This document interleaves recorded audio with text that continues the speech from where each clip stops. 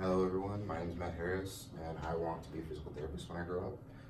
And so in that pursuit, you have to observe and shadow multiple people for copious amounts of hours to kind of get a feel for what they do in that profession. So in one of my most recent observations, I got to follow a home health physical therapist, which was pretty much us going from house to house, helping people who have just come back home from surgeries to help them get around and pretty much make it so they can move around again. So one of the main things though that they really try to kind of reduce risk of is falling. Now you might be wondering, why is falling so important? I mean, we fall all the time, every day, going up the stairs, whatever. Well, doing some research into that, I've found that fall death rates are actually pretty alarming. From the Center for Disease Control has actually found that fall death rates have increased by 30% in the last 10 years. And at the current rate we're going, by 2030, fall death rates will be at 7 deaths for every hour, and which is up quite a bit from like around 4 to 3 right now. So death isn't the only result of falling, however, as you could get injured, which would be very bad for the patient who's trying to rehabilitate and get back to their normal daily life. So falling can result in the patient re-injuring themselves, being taken back to the hospital, having to pay that large sum for hospital fees, and then having to redo that surgery, repair that surgery, have to get a new surgery or new treatment, which will just add on time for treatment. So what is the solution to this? Well, the first obvious one, obviously, is assisted living. But assisted living, unfortunately, comes with its own problems. Some of them are, the Journal for American Geriatric Society actually reports some of them being elderly abuse of physical, emotional, financial, or sexual nature, or even sleeping problems, with 65% of older adults living in assisted living facilities reporting trouble sleeping. So there has to be another way. This brings me to smart sensors. So Applebaum from Columbia University states that smart sensors are essentially technology that monitors our health conditions.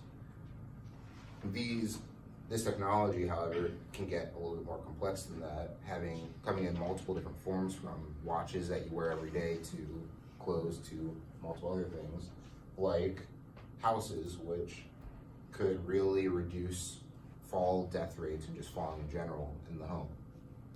So Lukowitz from the University of Health Sciences describes smart houses as houses, of course, with the ability to detect the user's cognitive ability, vitals, pain level after recent surgery, and overall health condition to kind of adjust different things in the home environment, essentially reducing the risk of falling.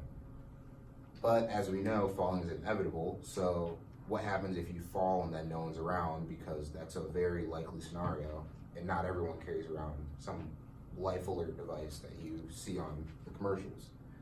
So these houses would also have the ability to kind of call emergency vehicles and such in case you did fall and no one's around, so that way you don't have to stay on the ground having to crawl to your phone or call for help for hours or hopefully not days. But unfortunately, or along with this, these would also help with lowering rates of elderly abuse, as there would be less need for a at-home caregiver. So no humans in the house means less possibility for elderly abuse.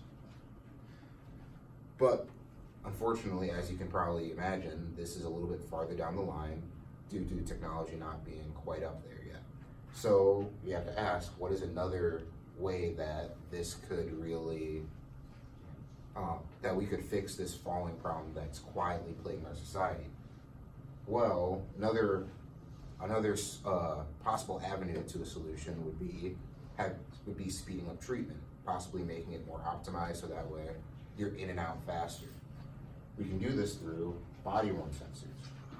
So What body-worn sensors are described from HORAC, from Oregon University, as having the ability to measure all the things of your smartwatches and such, except you wear it on your body, and it measures other things that'd be more useful in rehabilitating people, such as gait, posture, and time spent in certain positions. This would really help in reducing human error in doing and measuring these things that physical therapists will have because they're human. No one's perfect. And pretty much help in kind of really pinning down how long it'll take for someone to come back from an injury. Another possible application of this type of technology is just prescribing it like a medicine or a foam roller that your physical therapist might send you home with. By this being prescribed, a physical therapist could monitor your lifestyle and really kind of see how much your lifestyle is affecting your injury. Whether it sets your injury back, it makes it so that your treatment takes that much longer, and so on. But overall, smart sensors in general, I believe, could really give a very large positive impact for the field of physical therapy. However, they aren't being used and probably won't for a little bit, just because research isn't there right now due to validity, as that's probably their only downside that I've seen.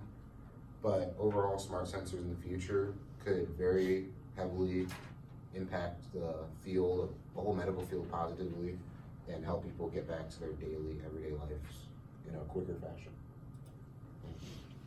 Thank you.